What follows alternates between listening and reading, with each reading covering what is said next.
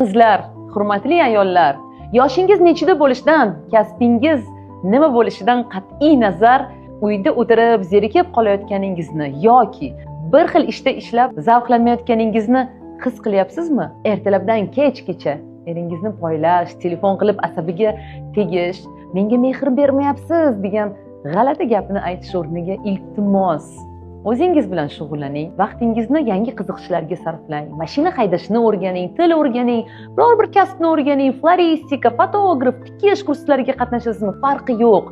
O'zingizni ovuntirishni o'rganing, iltimos. Bechora va jabrdiyda bo'lib, bolamga falon narsa olib berish orzuyim deb Instagramda vaqt yo'qotgandan ko'ra, o'sha vaqtni o'zingiz uchun foydali narsaga sarflang. Soting biror bir qimmatbaho narsangizni, puliga ilm, hunar, kasb o'rganing. Bepul narsani kutmasdan, tekin kurslar haqida o'ylamasdan, o'zingizga shunchaki investitsiya qilishni boshlang. Bu dunyoda faqat o'zingiz va o'z kuchingizga suyanishni o'rganmas ekansiz, bir umr birovdan nimadir kutib yashab o'tib ketasiz. Foydali bo'ling.